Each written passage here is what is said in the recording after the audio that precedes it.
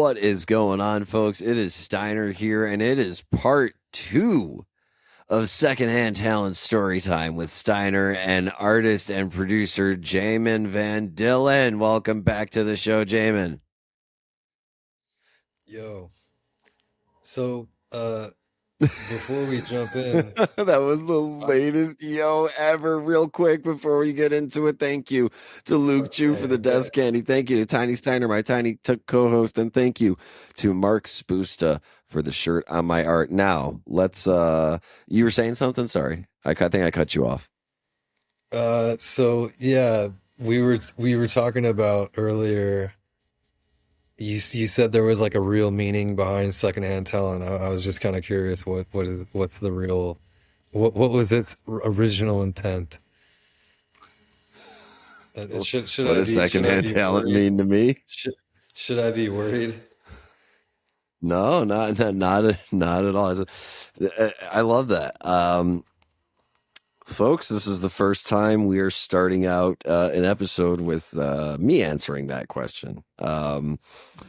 What does secondhand talent mean to me? Well, it means a lot of things, but I'll talk about what inspired the name of the show. I remember one of my very first stand-up comedy experiences. I was working as an assistant stage manager for a small music festival in Chicago. This was maybe 2 years or so into my career as a performer. So I was still very, very green, very new to the Chicago scene. Even though I was born and raised here, I did not start performing here.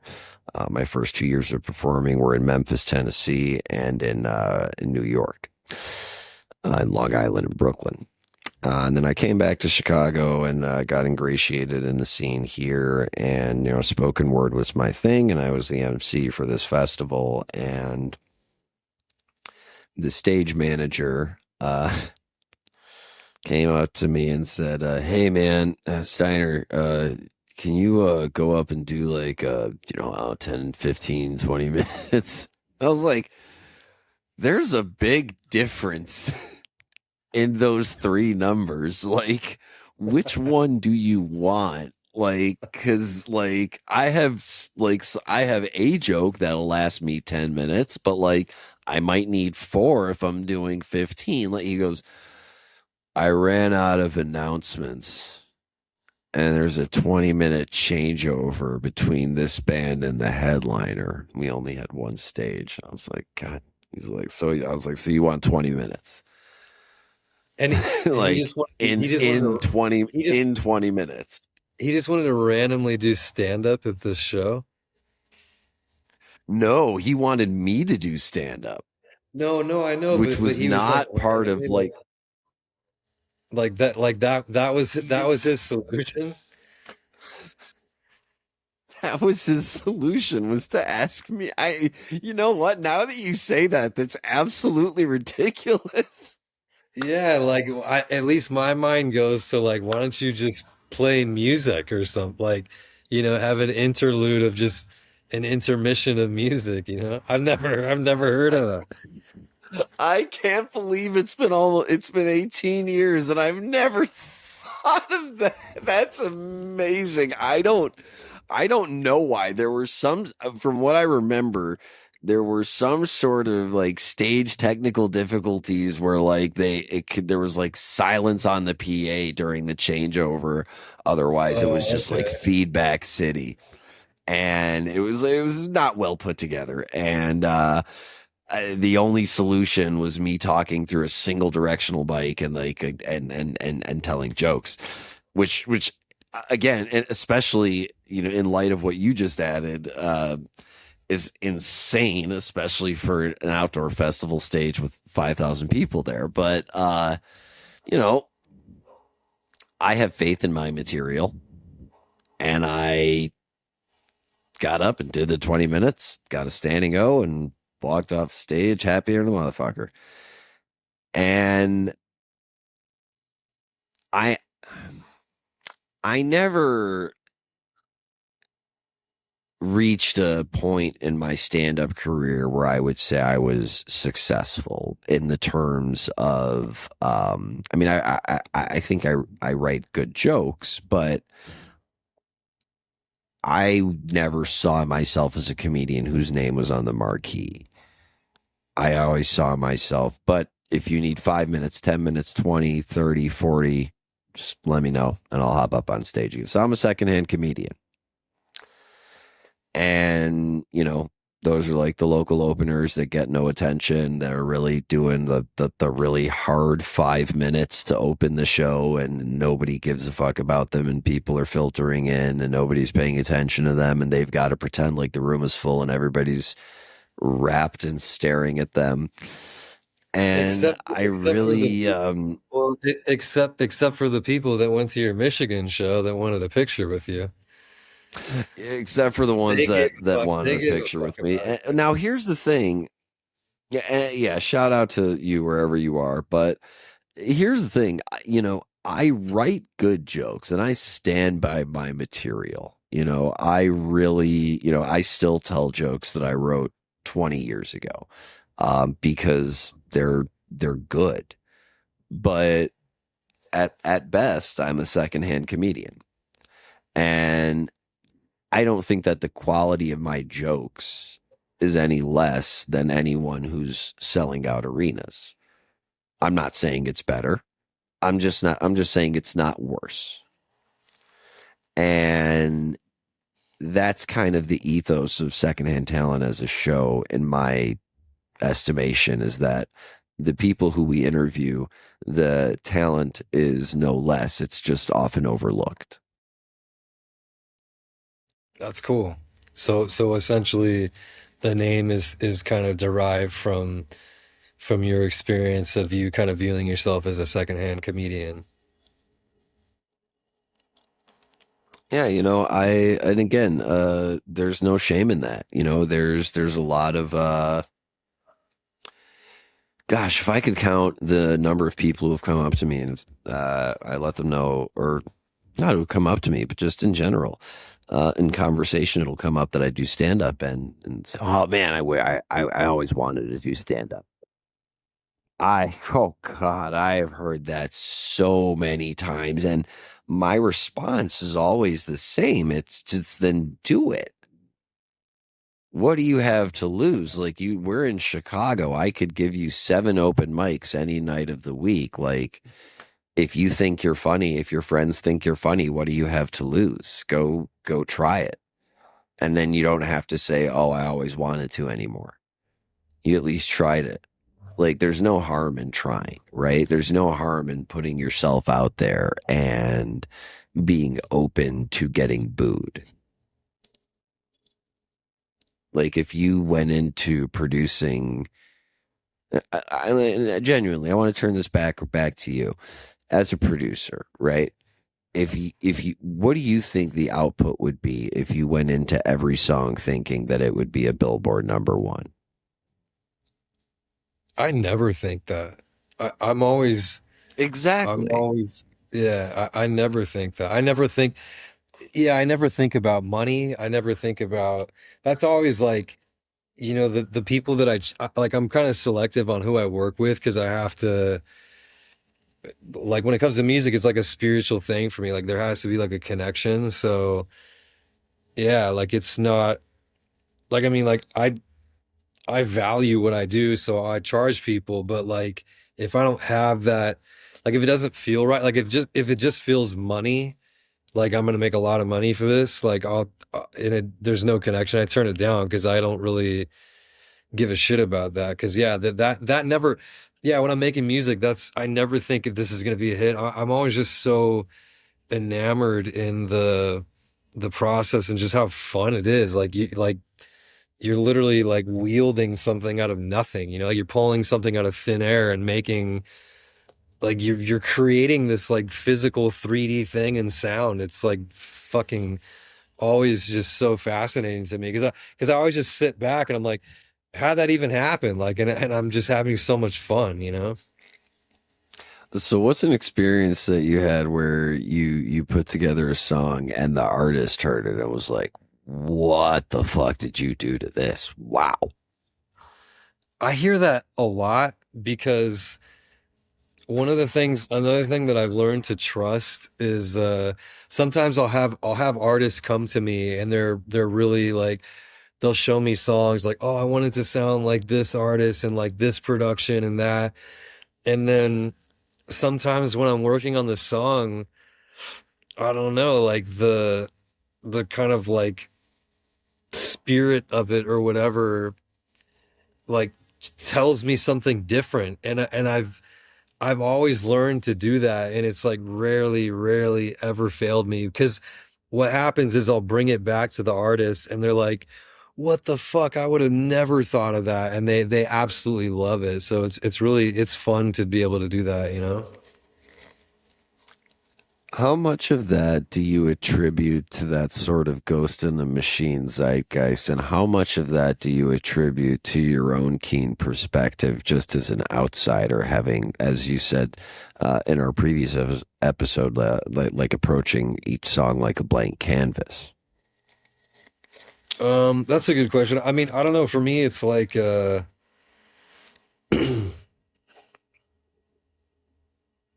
it's like there's a method to what there's like a method to what I do, but then also like there's just a place that I get to where I don't know, I just let go, and it's like the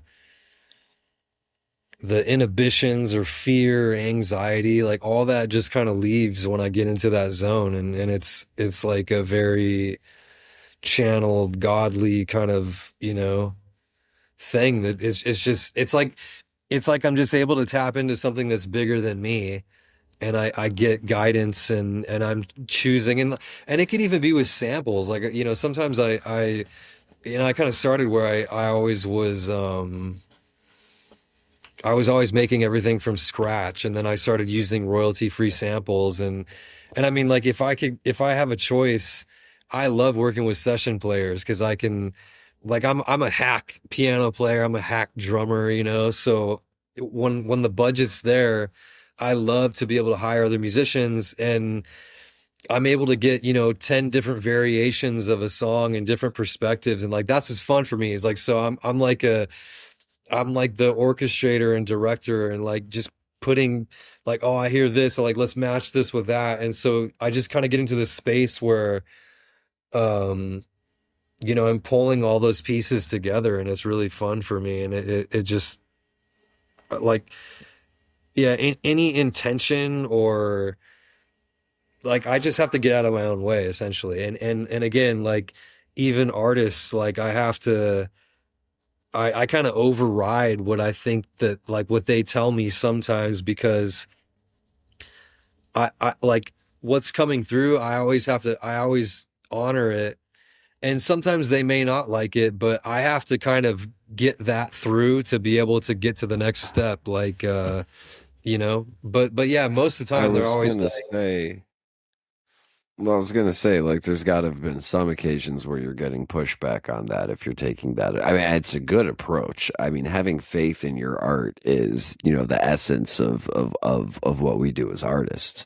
But there's got to, I was gonna say, there's got to have been some pushback sometimes from, you know, that it's sort rare. of flow state It's of rare. intention. It's rare for me, but it really starts from if I'm paying attention and I'm saying yes to the clients, the artists that feel right for me, then I don't really get any pushback at all. It's if I'm accepting jobs where I'm like, this doesn't feel like a good fit, it doesn't feel aligned for me, then that's when I'll get the pushback because it's like Hmm. some artists, I don't think they'll treat a producer kind of like it's not as valuable as how much they value themselves, and I think that they block off the opportunity to co-create together and make something bigger than what Hmm. they came in with it. And usually those are the people where like I can sense that they have a rigidity, or they're just like they know what they want, and I'm just not that guy to do it, and I'm okay to say no because I don't really, you know, like for me to go in to do something and I'm not allowing for that kind of magical moment to come in to create something where I'm like, whoa, this is amazing. And the artist is like, whoa, this is fucking awesome. You know, if I'm not saying yes to those, then I'm saying yes to something that's not going to allot for that type of situation. And that's what I've learned, you know, from working with tons of people and knowing like, yeah, I don't want to work with this person and this person's a pain in the ass. And, you know, so that's kind of where that comes from. So again, it's like you pre-vet that by using intuition and choosing the right type of artist that you know, that feels right for the producer, essentially. Yeah, I can relate to that somewhat, you know, as a podcast host in the sense of like, you know, choosing who I ask to be on the show. You know, and again, this is not a slight to anyone I haven't asked. We're only 100 some odd episodes in, we're getting there. But you know, one of the ways that I get to be intentional is, you know, I would not ask someone whom, if they said yes, I would turn her back to them and say, sorry, the season's full. You know what I mean? Like, I would never offer it to someone to whom I would refuse in the first place because I feel like that's very disingenuous. That's not the right way to behave. Now, if somebody says to me after I reach out, you know, I appreciate the offer, but, you know, it's not the right time or, you know, this, that, or the other, you know what? I respect that. And honestly, every time that that has happened where someone, and we're talking about all the way from the beginning of season one, people who I've asked to be on the show. Some of them have not been on yet. Some of them have. And every time they have come on the show, it was a better interview for it. It was a better episode for it. All good things and all good time. You know, like Jerry said, like it really is like a real true thing that, you know, when you put that intentionality into just who you want to bring in, you know, the nose can't hurt because, you know, it's out of grace. And the yeses are all that more special because then you get to spend that extra time with that person and hopefully get some knowledge from them and even more hopefully spread it around to others. And that is not something I really had thought of prior to this conversation and that intentionality. Not to say that I go out of my way to exclude people from being on the show. That's not the case. But I, at the end of the day, am in control of who I ask to be on the show. And that makes the no's much easier to take because I know that I'm not asking all of these people. And I know that the people who are saying no are saying it with good intentions and for good reasons, you know, for whatever stage they're at in their career, time period, life, whatever it may be. Yeah, it's not something I really had considered before you brought that up, but yeah. Hmm. Yeah, I think yeah, like Re- every Reflect on I that a little always bit. I always feel like every no opportunity that you say no to, like it'll come back as a yes with something that's even better, you know? Like I've even yeah, there's been times I've turned down a lot of money and there were times when I really needed it too. And then you know, like I just had to trust and I trusted in that and then the like aligned opportunity came and you know that's happened. I mean that happens so many times for me. Like I'm a real firm believer in that, you know? Like every bad situation there's always like a, you know, a positive on the other side of it and that's very true. I mean it's just I don't know. I just don't like to do stuff when it doesn't feel right, you know? It makes me feel it's hard for me to write too. Like I just it's difficult. Like I just it feels like shit. I feel dirty, you know? Oh, yeah, there's one specific scenario. I will not name the person just out of what little shred of respect I have for them. Um, Long story short, there was going to be a potential investor in Secondhand Talent, who disappeared at the last moment.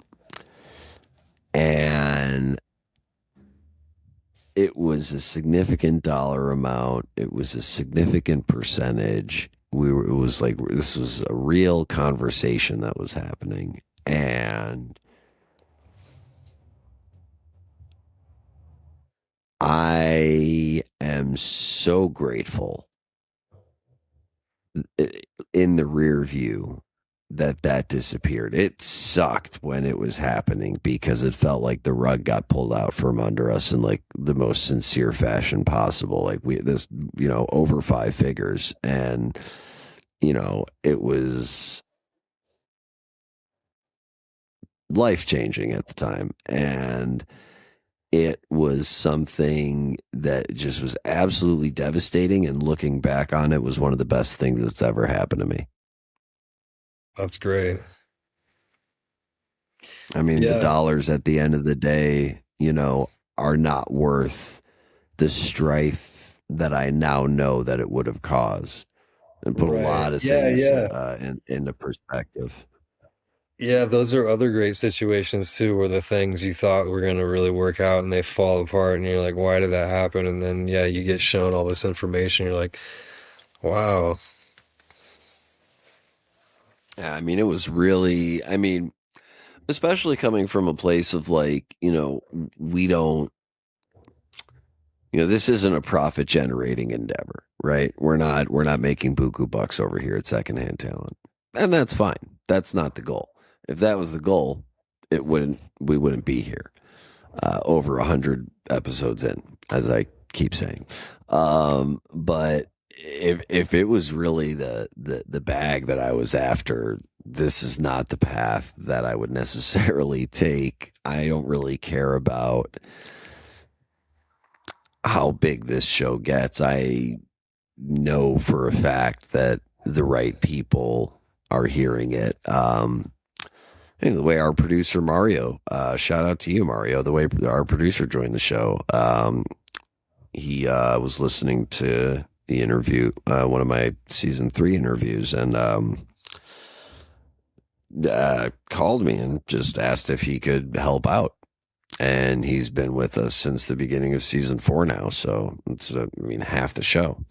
That's So awesome. it's yeah, and again, like, you can't, there's no employee you could hire that has that could possibly have that same energy, that could possibly have that same tenacity and work ethic, and just wanting things to happen and manifesting things happening, if it doesn't happen that organically. Yeah, 100%.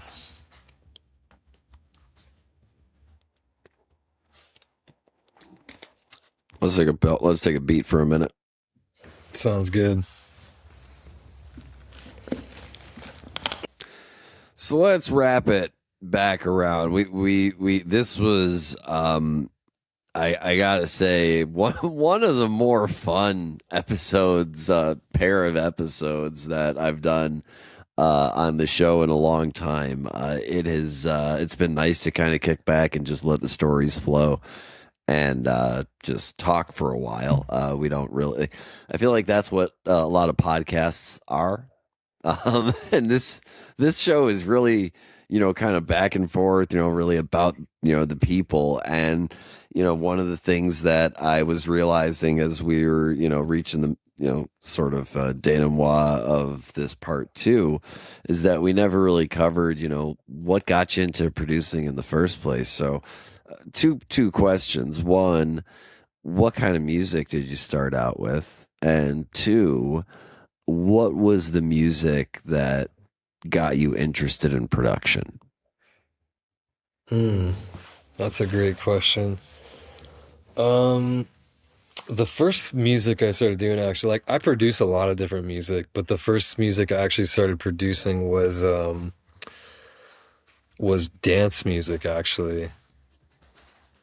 But I mean I grew up listening to all sorts of stuff. I think I think kind of my like to really take it back, I've had this kind of uh ability that I've, figured out later on where I really can I can really connect with the emotion of human beings. And so when artists have songs, I'm always really interested in like, let me read the lyrics. What is the song about? Like, tell me the story. So I always could really connect with that. And I not unknowingly, but when I was 5 years old, the first CD I ever bought was Johnny Mathis.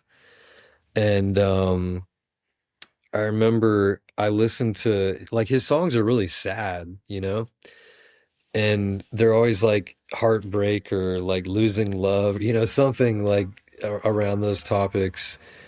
And I remember listening to his music and it was so sad. Like I was 5 years old and I was like crying. And I just could really connect. I don't know, music would just hit me in an emotional way. So like that was like my training started when I was really young. And my father was a musician. He sounded just like James Taylor. He played guitar, he could play like any instrument. He was really talented. And then my older brother started DJing when he was 14, and he was always like always into hip hop, like everything hip hop. And so I watched him, and then when he turned like maybe he was like I don't know, like around like 19 or yeah, I think he was like 19, 18 or 19. He started getting this beat machine, like I forget the name of it. Like we used to have like one of those old Roland drum machines that was my father's. And my dad passed away when I was 17, and we inherited his little drum machine, but my brother had that and he had like some other stuff, and then he ended up getting like an MPC. So I would my brother was kind of a dick and like never wanted me to touch his stuff, but every once in a while if he was using it, it would be okay for me to like play around with it. So I started messing around with it and I loved it, and it was fun for me. And then when I turned 18, that was when my brother started using Cubase, and he was making beats on the computer, and I started getting into that. And when he got that, he had this it was like a Yamaha shit, like a Yamaha KX70. I forget the name, but it was a mini portable, like a DAW essentially, like in a little, like it looked like a Game Boy, and you can make beats on it. And my brother gave me that because he was like, I'm using Cubase now, like I don't need it. So he gave that to me, and that's when I started making dance music. And I loved it. It was really fun. And then I got into a punk band, and I was playing drums, and I was in this punk band, and my brother slowly started introducing me into Cubase, and I loved it because I it was like way upgraded, and I had all these instruments, and I was like, wow, I can be the whole band. And my band at the time, it was a three-piece punk band. I was the drummer, and Okay. the guitar You're a little player. limited there. What was that? You're a little limited there. Oh yeah. Well, the part that was a pain in the ass was that the guitar player and the drummer, or the guitar player and the bass player would fist fight each other sometimes, and then they all had girlfriends, and so it was really disruptive for band practice. It was like the girlfriends were upset, or the bass player and the guitar player were fighting. So it was like it was always something. So for me, I kind of took refuge to my music was evolving more on my own with using production, and I just had a blast with it. And that's really when it super hit, and I just became obsessed, and I've been making music ever since. That's what it's all about, folks. It's about lifelong passion and brothers who are dicks. Because I have a couple of younger ones that resemble that remark. I became a comedian out of spite. I couldn't play anything, so I started telling jokes, and it's something I became passionate about. What I truly found that I'm passionate about is stories, and it's really great to hear, that this passion has existed in you for such a long time, and that you're continuing to bear that torch of that passion and evolving on from Q beats at this point in in our technological lives. But that's that was a beautiful little story there, and I think that was a really poignant way to wrap up part two of story time with Steiner and Jamin. But before we go, any parting words you'd like to leave our audience with? Mm,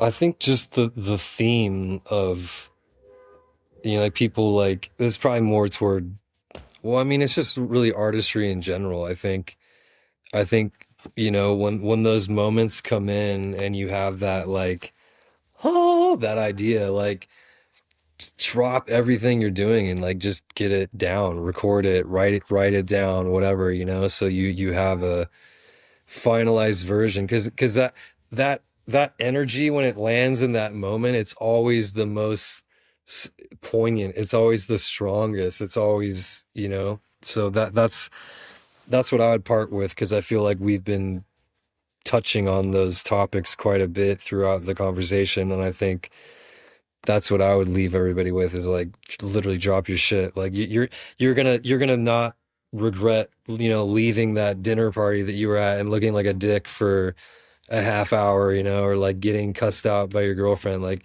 you won't forget that, but the recording that you have, or what you wrote down, that will always be there forever.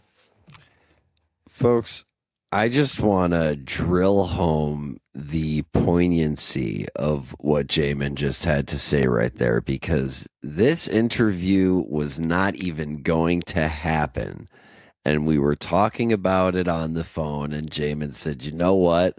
This conversation is flowing. Let's just fucking do it. Let's go. And here we are at the end of part two. So the man is living the advice that he is preaching. So folks, take it seriously when he says it. This is Jamin Van Dillen. I'm Steiner. This is Secondhand Talent. It's a podcast. We will see you next Wednesday.